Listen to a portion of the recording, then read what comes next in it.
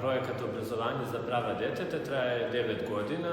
U našoj školi se realizuje već 7 godina.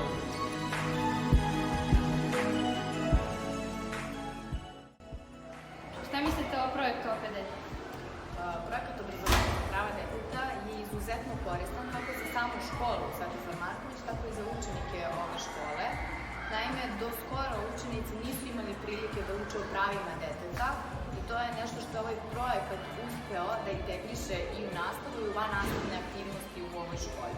Mislim da je projekat u velikoj meri donao mnogo dobrobiti ovoj školi, počevši od samog znanja učenika o pravima deteta, a kasnije njihovog reagovanja na istu temu, do toga da je ovu školu promoviše kao školu koju se neguju prave vrednosti i poštuju prava deteta u obrazovanju. Imam pravo da se igram. Živim sa svojom porodicom. Imam pravo na ime i prezime. Treniram sport. Sve školujem. Svoju slobodu. Na lečenje. Da se družim.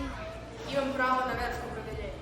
Imam pravo da znam ko su mi roditelji. Imam pravo na slobodu govora. To su veoma važne za naš život jer svako dijete ima pravo na igru, na druženje, na školovanje, na sve i to niko ne može da mu zabrani. Svaki čovjek svojim rođenjem dobija pravo koje niko ne sme da ugrozi.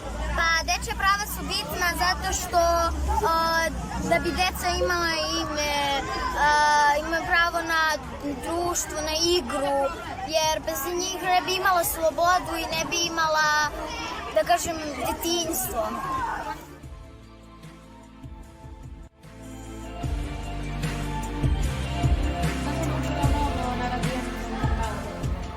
Kao učenik đačkog parlamenta naučila sam da svako ima pravo koje niko ni na jedan način ne može da mu ugrozi.